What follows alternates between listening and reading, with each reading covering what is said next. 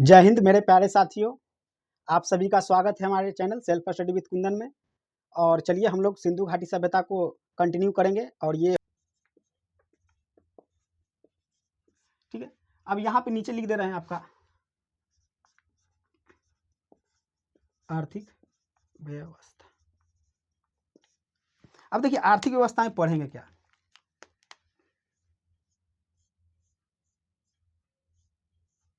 ठीक है, तो आर्थिक व्यवस्था में हम लोग देखेंगे कि आखिर यहाँ के जो लोग थे अपने आजीविका यानी अपने जीवन चलाने के लिए, ठीक है ना, मुख्य रूप से अर्थ कहाँ से लाते थे, यानी आजीविका चलाने के लिए क्या काम करते थे, ठीक है ना, किस काम के माध्यम से, ठीक है ना, इनकम का स्रोत था।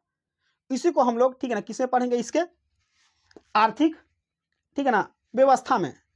तो इसमें देखिएगा कि यहाँ के जो लोग थे मुख्य रूप से, ठीक है ना, 3 आर्थिक क्रियाकलापों को करते थे। कितने? 3। ठीक है, तो ये लोग मुख्य रूप से 3 क्रियाकलापों को करते थे। पहला आ जाएगा आपका, क्या आ जाएगा, पहला जो आएगा आपका आएगा कृषि, ठीक है ना। दूसरा आएगा व्यापार, और तीसरा आएगा क्या, पशुपालन। आ समझे, ये 3 कार्य ये लोग करते थे जिनके माध्यम से इन लोग का जीवन का भरण पोषण होता था। ठीक है, 3 कार्य करते थे जिनसे इनके जीवन का भरण पोषण हो पाता था।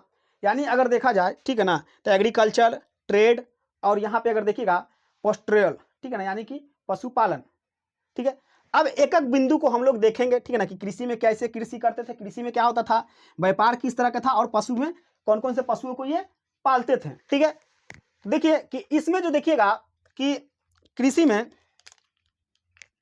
कि यहाँ के लोग, अब देखिए कृषि क्यों करेगा भाई, कृषि क्यों नहीं होगा, क्योंकि कृषि जो देखिएगा, चूंकि ये सभ्यता ज्यादातर क्या था, नदी के किनारे थी, तो कृषि होगा ही यहाँ। और मुख्य अगर देखिएगा, मुख्य अगर व्यवसाय क्या होगा, कृषि होगा। मान लीजिए एग्जाम में आपसे पूछ दे कि सिंधु घाटी सभ्यता का, ठीक है ना, मुख्य आर्थिक स्रोत क्या था, यानी कहाँ से अर्थ प्राप्त करते थे, व्यापार, कृषि, ठीक है ना, पशुपालन, और भी कुछ दे दिया इनमें से कोई नहीं, तो आपको क्या मारना है, कृषि ही मारना है, व्यापार नहीं मानिएगा। ठीक है ना, कुछ स्टूडेंट फंस जाते हैं और व्यापार मार देते, क्योंकि पढ़ते हैं कि, ठीक है ना, इसका अब फंसते क्यों है कि देखते हैं कि सिंधु घाटी सभ्यता का, ठीक है ना, मिस्र की सभ्यता, मेसोपोटामिया, फिर हो गया आपका नील की सभ्यता, ठीक है ना, यानी मिस्र वही चीन की सभ्यता, ये सबसे, ठीक है ना, आर्थिक संबंध थे, तो इसीलिए सोचते हैं कि व्यापार भी होगा, तो वहां पे व्यापार मार देते हैं, तो ये गलत हो जाएगा। ठीक है, अब चूंकि ये सभ्यता पूरी तरह से नदी के किनारे विकसित थी, तो यहाँ पे कृषि होगा ही होगा। और ऐसे में अब ये कृषि किस तरह की कौन कौन फसलों के मुख्य रूप से करते थे, तो देखिएगा ये जो है आपका जौ, चावल, ठीक है ना, जौ, चावल, गेहूं, आपका गेहूं, कपास, तरबूज, गेहूं, कपास, तरबूज, ठीक है ना, तरबूज, ठीक है, ये सब, यहां तक कि यहाँ पे नील, सरसों, ज्वार, मटर, नील, सरसों, ज्वार, मटर, ठीक है ना, के भी यहाँ पे क्या मिलते हैं, प्रमाण मिलते हैं कि ये लोग, ठीक है ना, इसका भी खेती करते थे। आ रहे समझ में। अब कपास को अगर देखा जाए, तो कपास के बारे में थोड़ा सा समझ लीजिए कि ये जो कपास है, इस कपास को मेसोपोटामिया वाले सिंधु बोलते थे। इस कपास को जो मेसोपोटामिया के लोग हैं कि लोग इस कपास को बोलते थे सिंधु। ठीक है, और इसी कपास को देखिएगा आपका, ठीक है ना, यूनान वाले सिंडन बोलते थे। इसी कपास को यूनान के लोग क्या बोलते थे, सिंडन। हालांकि अगर ऐसा इतना भी डीपली नहीं पूछेगा, लेकिन चलिए, अब हम भाई पढ़ा रहे हैं तो मेरा कर्तव्य बनता है कि जहां तक हो सके, ठीक है ना, थोड़ा गहराई में जाके आपको पढ़ाया जाए, ताकि एग्जाम में कभी फ्यूचर में इस तरह से प्रश्न बने भी तो आपसे ना छूटे। अगर देखा जाए, पूछ दिया जाए प्रश्न कि, ठीक है ना, कि आपका कि सिंधु घाटी सभ्यता में कपास को, ठीक है ना, सिंधु कह के किसने संबोधित किया, तो मेसोपोटामिया वाले ने। सिंडन कह के किसने संबोधित किया, ठीक है ना, तो ये यूनान के लोगों ने। ठीक है ना, तो ये यहाँ से आपको, ठीक है ना, एक एक्स्ट्रा फैक्ट, ठीक है ना, बता दे रहे हैं। उसके बाद और देखिएगा कि यहाँ लोथल से, चूंकि देखिएगा कि लोथल और रंगपुर से, लोथल और रंगपुर से, ठीक है, जगह नहीं है तो यहाँ पे लिख दे रहे हैं, ठीक है, चलिए यहाँ पे लिख दे रहे हैं, लोथल और रंगपुर से क्या क्या मिले हैं, तो धान के भूसे, ठीक है ना, धान के भूसे मिले हैं, और बाजरा के भी साक्ष्य यही दो जगह से मिले हैं, बाजरा के भी साक्ष्य मिले हैं, ठीक है, कि लोग बाजरा की भी खेती करते थे। और नील मटर तो आपको बता ही दिए, ठीक है ना, नील की खेती, मटर की खेती, ठीक है। अगर फल में अगर देखा जाए तो फल में ये लोग किन किन फलों का, ठीक है ना, खेती करते थे। देखिए फल में ये लोग, फल में करता था केला, ठीक है ना, नारियल, केला, नारियल हो गया, और क्या कर सकता है, खजूर, अनार, खजूर, अनार, ठीक है ना, तरबूज तो यहाँ बता ही दिए हैं, ठीक है। उसके बाद नींबू, नींबू, ये सब फलों का ही लोग, ठीक है ना, यहाँ पे क्या करता था, खेती करता था, कृषि करता था। आ रहा समझ में। और संसार में अगर देखिएगा सबसे पहले अगर जौ का साक्ष्य, ठीक है ना, तो हड़प्पा सभ्यता में सबसे पहले क्या मिला, जौ का साक्ष्य। गन्ने से ये लोग अवगत नहीं था, समझ में आ रहा है, यानी ये लोग क्या करता था कि गन्ने की खेती नहीं करता था, ये भी याद रखिएगा, गन्ने की खेती नहीं करता था।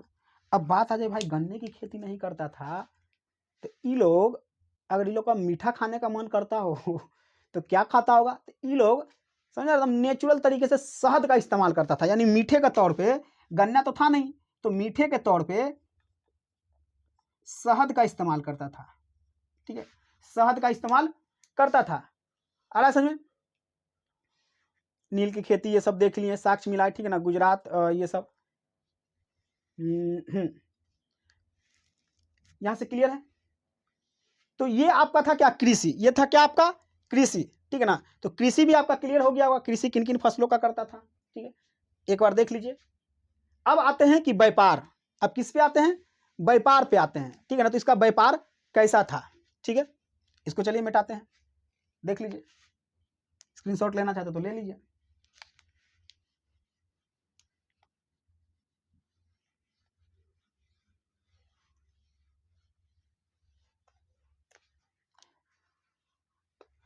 अब देखिए पूरा क्लियर करते हैं, ठीक है ना, और देखते हैं व्यापार को।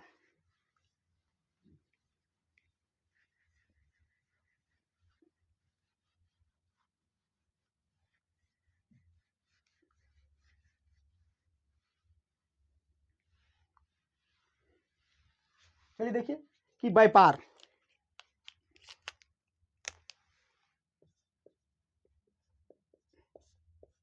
यानी दूसरा अगर इसका अगर मुख्य व्यवसाय था तो क्या था, व्यापार था। पहला तो कृषि हो गया, दूसरा क्या हो गया, व्यापार। देखिए व्यापार ये जो था किस तरह के करता था, ठीक है। तो ये जो व्यापार था आपका आंतरिक एवं बाह्य, ठीक है ना, आंतरिक एवं बाह्य दो तरह का व्यापार करते थे, ठीक है। आंतरिक व्यापार किसको कहेंगे, जो अपने ही क्षेत्र में होगा, ठीक है ना, यानी अपने ही सभ्यता के अंतर्गत अगर हो रहा होगा तो आंतरिक व्यापार हुआ। बाह्य व्यापार जो दूसरे सभ्यता के लोगों से करता होगा वो क्या होता होगा, बाह्य व्यापार। आ रहा समझ। अब इसमें देखिएगा व्यापार में आपका आयात एवं निर्यात दोनों आएगा, समझ में आ रहा, यानी कि इसमें आएगा आपका क्या, खरीद एवं बिक्री, बिक्री। अब आयात निर्यात में तो कंफ्यूज रहना ही नहीं है, ठीक है ना, एक्सपोर्ट एवं इंपोर्ट। अब मान लीजिए हिंदी में कुछ स्टूडेंट रहते भी हैं कि भाई आयात खरीद वाला होगा कि बिक्री वाला होगा, तो इतना समझिए। देखिए आयात का मतलब क्या हुआ, आयात मतलब आया, आयात मतलब आया, तो आपके पास कोई चीज कब आएगा, जब आप खरीदिएगा, तो खरीदना क्या हुआ, आयात, ठीक है ना, समझ में आ रहा, यानी इंपोर्ट करना हुआ। एक्सपोर्ट करना क्या हुआ, निर्यात, यानी कि क्या हुआ, बेचना, ठीक है। तो यहाँ पे आयात और निर्यात, ठीक है ना, दोनों तरह का होता था। अब इस व्यापार में अगर देखिएगा तो अच्छा 1 मिनट, हम लोग पशुपालन देखें, अच्छा इसके बाद पशुपालन देखेंगे, ठीक है ना। व्यापार, अब देखिएगा, तो व्यापार में यहाँ पे व्यापार आपका इसमें जल एवं स्थल दोनों मार्ग से होता था, ठीक है ना। व्यापार जलीय एवं स्थलीय दोनों मार्ग से होता था, जलीय प्लस स्थलीय दोनों मार्ग से यहाँ का व्यापार, ठीक है ना, होता था। व्यापार को किया जाता था, संपन्न किया जाता था।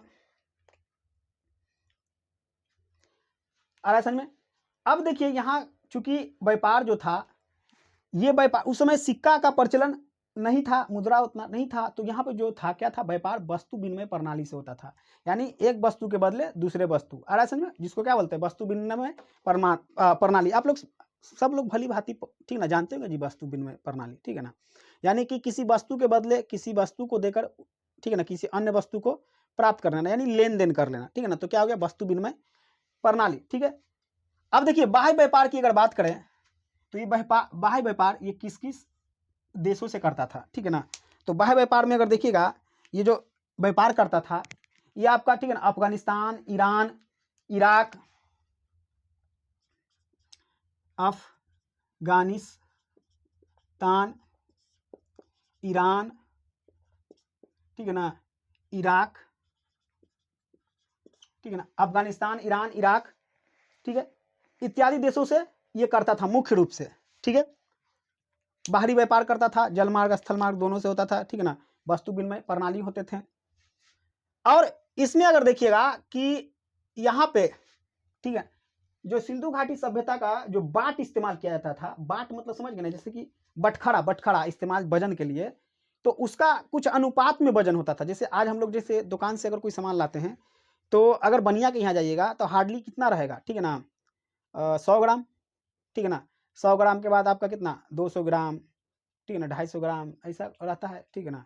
फिर आइए फिर आपका आधा किलो का रहता है 500 ग्राम, फिर सीधा 1 किलो, फिर 2 किलो मिलेगा, फिर 5 किलो मिलेगा, फिर 10 किलो मिलेगा, 20 किलो का बाट मिलता है, ठीक है ना।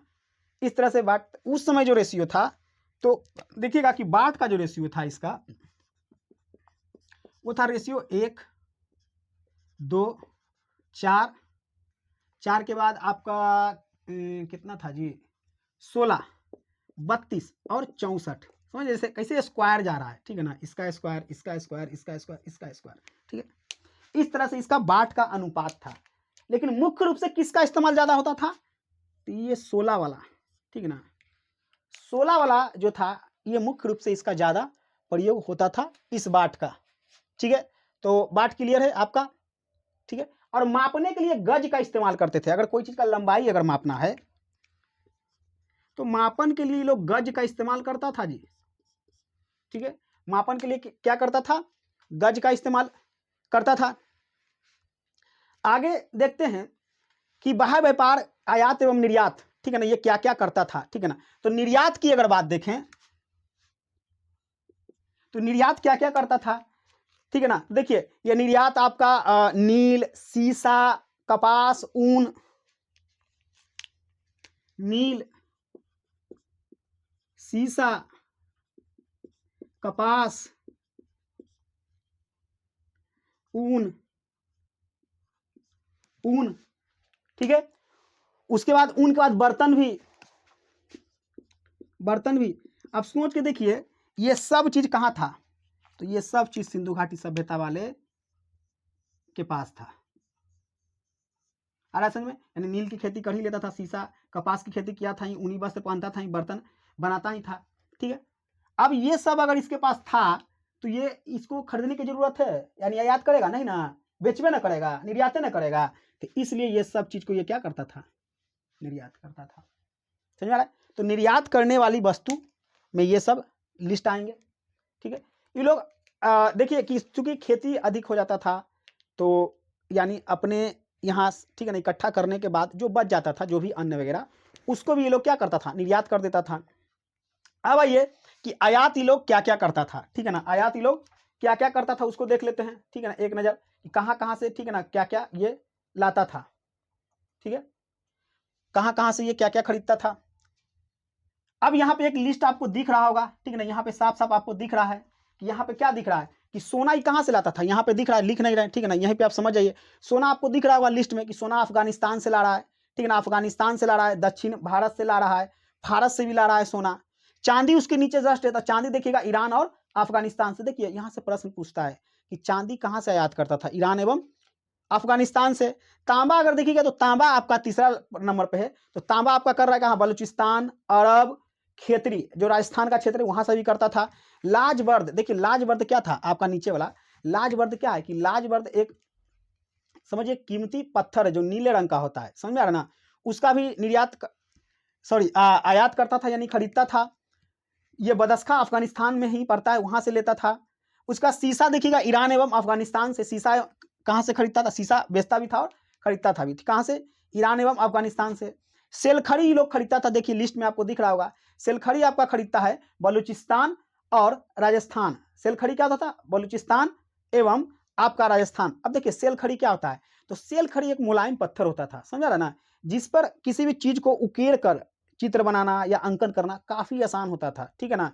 तो इसलिए सेलखड़ी का ये लोग, ठीक है ना, सेलखड़ी एक तरह से देखिए जैसे एक पत्थर होता था, जैसे मान लीजिए अभी समझने के लिए समझ सकते हैं, मुलायम पत्थर, जैसे हम लोग बचपन में जो पत्थर वाला काला वाला जो स्लेट इस्तेमाल करते थे ना, जिसके साइड साइड लकड़ी का फ्रेम लगा हुआ रहता था, ठीक है, तो उसी तरह से समझिए कि वो भी क्या होता था, मुलायम पत्थर ही का ही बना होता था। उसके बाद सुलेमानी एक पत्थर आता है, ये सौराष्ट्र पश्चिमी भारत से ही लोग, ठीक है ना, आयात करता था। फिर इसके बाद नीलमणि महाराष्ट्र से ही लोग आयात कर लेता था, ठीक है ना। अलावस्टर, अलावस्टर ये हो जाती बलूचिस्तान से कर लेता था। शंख एवं कौड़ी, ठीक है ना, ये सौराष्ट्र और दक्षिण भारत, ठीक है ना, शंख और कौड़ी। सौराष्ट्र चूंकि ये देखिएगा, ठीक है ना, जहाँ समुद्र के किनारे वाला क्षेत्र, और दक्षिण भारत तो वहां से ये लोग कौड़ी भी लेता था, क्योंकि कौड़ी एक तरह से देखिएगा कि बहुत लोग, ठीक है ना, कौड़ी का भी लेन देन के हिसाब में, ठीक है ना, प्रयोग करते थे मुद्रा के तौर पे। और कुछ लोग को देखिएगा अभी भी, ठीक है ना, जहाँ पैसा वैसा रखता है तो देखते हैं कौड़ी को रखता है, ताकि, ठीक है ना, पैसा नहीं घटे, ऐसा ऐसा अपना अपना मानना है, अपना सोच है, ठीक है। तो ये इसका था क्या, व्यापार, ठीक है ना। तो दो को हम लोग देख लिए, व्यापार भी देख लिए। अब आते हैं, अब इसका देखते हैं पशुपालन, ठीक है ना, क्या देखते हैं, पशुपालन। तो तीसरा यानी कि क्या होगा, पहला आपका हो गया, ठीक है ना, इसका अर्थव्यवस्था में कृषि, ठीक है ना। दूसरा हो जाएगा आपका, अभी जस्ट देख लिए, व्यापार। और तीसरा हो जाएगा पशुपालन, ठीक है ना, क्या हो जाएगा, पशुपालन। तो ये लोग पशुओं को ही पालते थे, और पशुओं को मुख्य रूप से, ठीक है ना, किन किन पशु को पालता था, इसको अभी देख लेते हैं। एक मिनट थोड़ा वेट कीजिएगा। पशुपालन,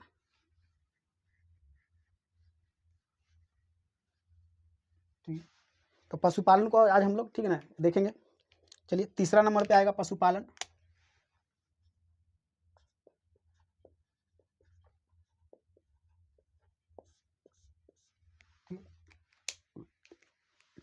अब यहाँ पे देखिए कि जो सिंधु घाटी सभ्यता के लोग थे, पशुपालन में किन किन जानवरों को, ठीक है ना, पालते थे, उनका क्या उपयोग करते थे, तो वही सब हम लोग, ठीक है ना, यहाँ पे देखेंगे। तो देखिए ये अगर देखा जाए तो तृतीय मुख्य अवस्था थी, ठीक है ना, तो इसका तृतीय मुख्य व्यवसाय था, पहला आपका कृषि, दूसरा व्यापार, और तीसरा आपका क्या होगा, पशुपालन। और ये मुख्य रूप से किन किन पशुओं को पालते थे, ठीक है।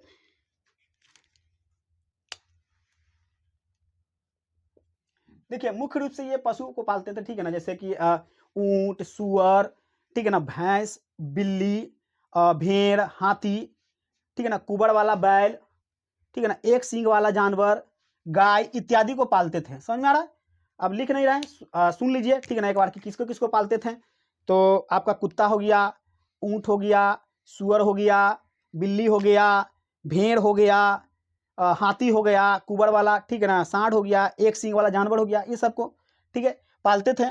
और एक चीज यहाँ पे याद रखिएगा कि ये जो है हाथी, सॉरी, सिंह और घोड़े से परिचित नहीं था, यानी कि ये जो सभ्यता के लोग हैं वो शेर को नहीं जानते थे और घोड़ा को नहीं जानते हैं, समझ आ रहा है ना। लेकिन हालांकि कहीं आप देखिएगा कि फिर भी सूर्यकोटदा से, ठीक है ना, घोड़े के अवशेष मिले हैं, यानी कि अस्थि मिले हैं। तो इतिहास से ये पता चलता है कि जो घोड़ा है, जैसे ये लोग नहीं पालता था, यानी कहीं और से लोग आए घोड़ा लेकर, समझ में आ रहा है कि नहीं। और मान लीजिए उस घोड़े का यहीं पे मृत्यु हो गया तो इसका जो अवशेष है यहीं पे रह गया होगा, ठीक है। इसीलिए सूर्यकोटदा से क्या घोड़े के अवशेष मिलते हैं, ठीक है। लेकिन ये लोग घोड़ा और सिंह से परिचित नहीं था। तो ये था क्या आपका पशुपालन। और इसमें और देखिएगा कि वीवीआई पॉइंट अगर देखिएगा तो ऊंट की हड्डियों के साक्ष्य भी यहां से कहां कालीबंगा से मिले हैं। ऊंट की हड्डी की साक्ष्य, ऊंट के हड्डी के प्रमाण कहां से मिले हैं? तो ये आपका मिला कहां? कालीबंगा से, कालीबंगा से। ठीक है। जानवरों की अगर बात किया जाए तो देखिए इसका प्रिय या पवित्र, ठीक है ना, पशु क्या है? कुबर वाला बैल, ठीक है ना, यहाँ पे कुबर वाला बैल देख सकते हैं, ठीक है ना, कि ये जो कुबर वाला बैल है यही इसका प्रिय और कह सकते हैं कि पवित्र पशु, ठीक है ना। ये क्या है? ये जो है आपका कुबर वाला बैल, ये क्या है? इसका पवित्र, ठीक है, पवित्र और कह सकते हैं प्रिय पशु, प्रिय पशु, ठीक है।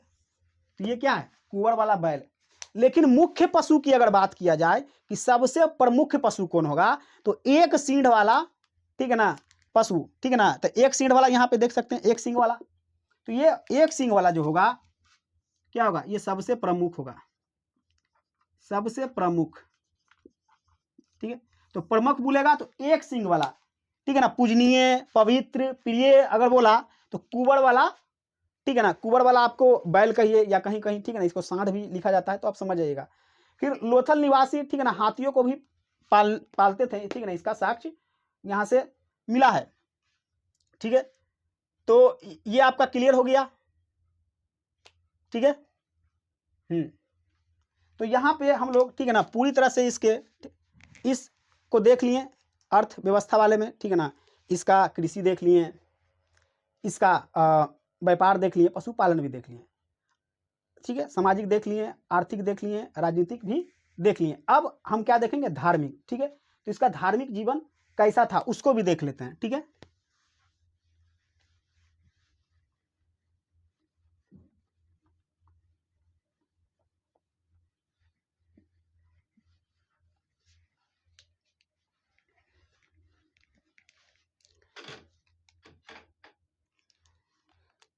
देखिए धार्मिक जीवन की बात की जाए,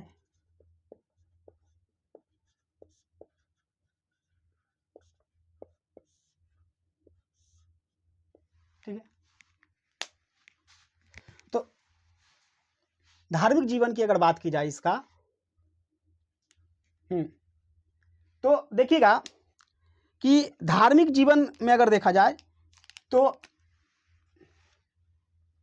इसके में कोई मंदिर का साक्ष्य नहीं मिला है, ठीक है ना, यानी कोई मंदिर नहीं मिला है, मंदिर का प्रमाण नहीं मिला, यानी कोई ऐसा भवन भी नहीं मिला है जिसको ऐसा मतलब कहा जा सकता है कि यहाँ पे क्या थे? मंदिर थे। कोई ऐसा भवन भी नहीं मिला है।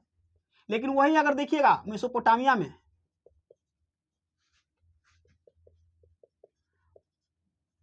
मेसोपोटामिया कह लीजिए या आपका मिस्र में, ठीक है, तो यहाँ पे मंदिर के प्रमाण मिलते हैं, लेकिन हड़प्पा में ऐसा नहीं मिलता है, ठीक है ना। क्यों नहीं मिलता है? कि चूंकि ये लोग देखिएगा कि ये लोग भाई निराकार ईश्वर को पूजते हैं, यानी ईश्वर को कोई आकार नहीं है, तो भाई मंदिर भी नहीं है, आरएसएस में मंदिर भी नहीं था। अब यहाँ पे देखिएगा कि मातृदेवी की मूर्ति मिला है, यहीं से क्या मिला है? इसका धार्मिक रूप से अगर देखिएगा, पिछले, ठीक है ना, सामाजिक वाला ही बताए हैं, मातृदेवी की क्या मिला है? मूर्ति मिला है। यही मातृदेवी जो है, जैसे कि आज हम लोग, ठीक है ना, मातृदेवी को ही पूछते हैं, जैसे कि जगदम्बा, काली, दुर्गा, ये सब क्या है? मातृदेवी है। उस समय मातृदेवी थी, ठीक है। अब इसका जो, ठीक है ना, देखिएगा कि धर्म जो था, यानी धर्म जो ईश्वर था, प्राकृतिकवादी, व्यक्तिवादी, यानी सिंधु घाटी के जो सभ्यता के लोग थे वो धर्म को, ठीक है ना, तीन पहलुओं में उसको हम बांट सकते हैं, ठीक है ना। यानी ये लोग मुख्य रूप से तीन अवस्थाओं में थे। एक था ईश्वर की प्राकृतिक अवधारणा, यानी ईश्वर की प्राकृतिक अवधारणा अगर इसके देखें धार्मिक में, ईश्वर की प्राकृतिक अवधारणा, ईश्वर की प्राकृतिक अवधारणा, ठीक है। उसका दूसरा जो होगा, ठीक है ना, ईश्वर की व्यक्तिगत, ठीक है ना, व्यक्तिवादी अवधारणा, ईश्वर की व्यक्तिवाद अवधारणा, अवधारणा। तीसरा जो होगा अव्यक्तिवादी अवधारणा, तीसरा हो जाएगा अव्यक्तिवादी अवधारणा। ठीक है, अब देखिए इसमें क्या आएगा, ईश्वर की प्राकृतिक अवधारणा। ठीक है ना, ईश्वर की प्राकृतिक अवधारणा। अब ये क्या ईश्वर की प्राकृतिक अवधारणा में होगा कि ये जो ईश्वर प्राकृतिक को ही ईश्वर समझता था, समझा रहे ना, यानी प्राकृतिक को ही ईश्वर समझ के पूजता था। इस प्राकृतिक को ही ईश्वर समझ के क्या करता था, पूजता था, यानी इसको ही पूजनीय मानता था। ठीक है ना, इसी को पूजता था सिंधु घाटी के लोग। अब प्राकृतिक में जैसे प्राकृतिक में क्या क्या आ जाएगा, जैसे नदी, ठीक है ना, यानी कि नाग की भी पूजा ये लोग करता था, नदी हो गया। यहीं से देखिए दिखाया गया है कि गर्भ से, ठीक है ना, महिला के गर्भ से निकलता हुआ पौधे, ठीक है ना, यहाँ पे गर्भ से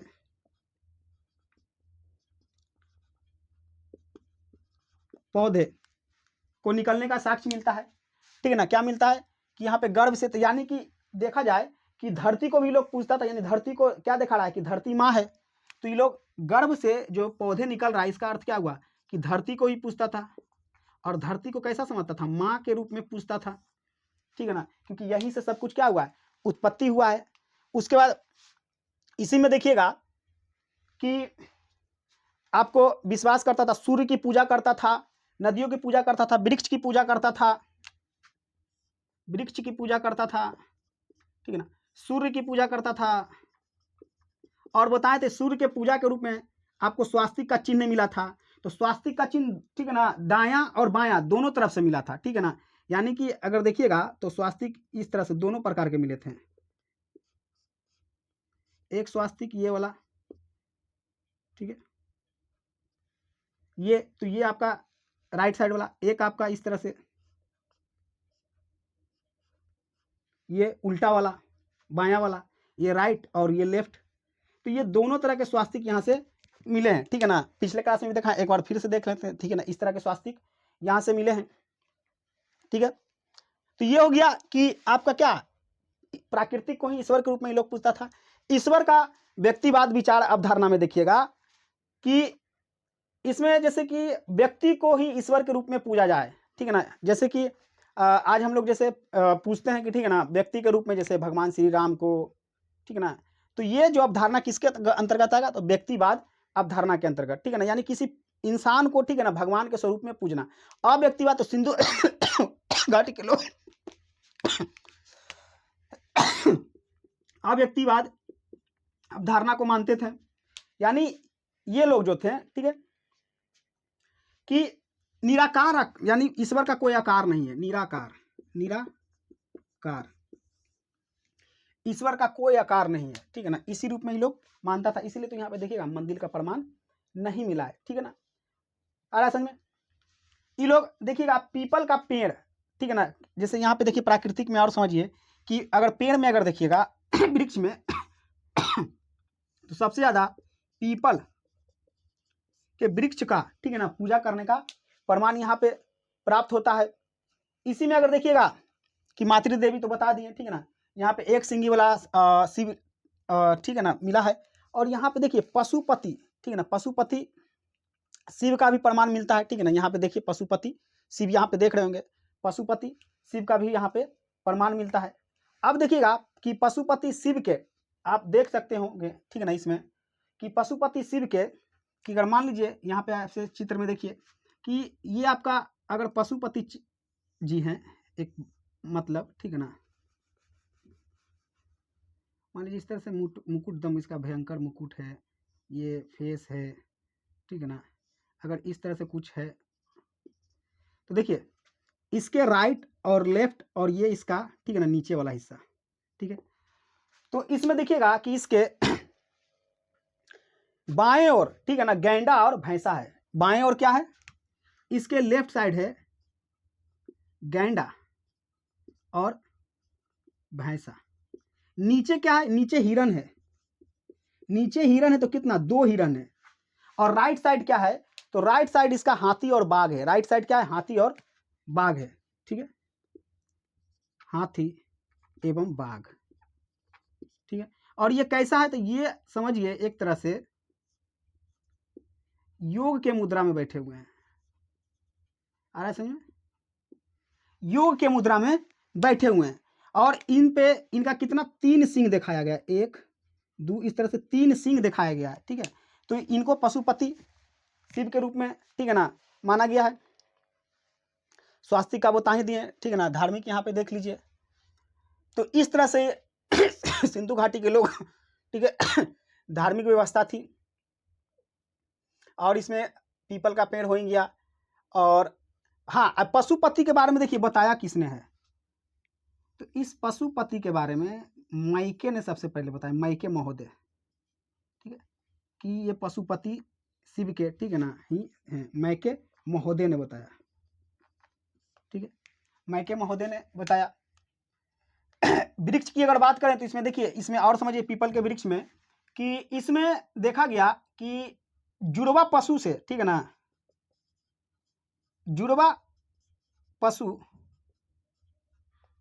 से, ठीक है, पशु में से 9 गो वृक्ष को, यानी पीपल के पेड़ को, टहनी को दिखाया गया है।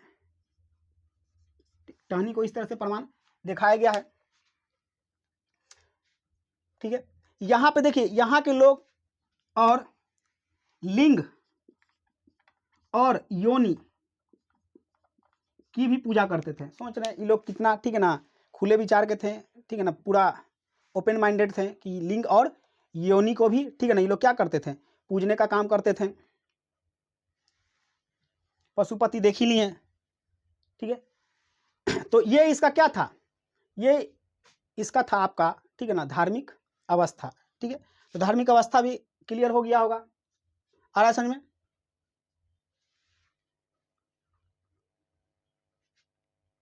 अब हम लोग देखेंगे नगर नियोजन को।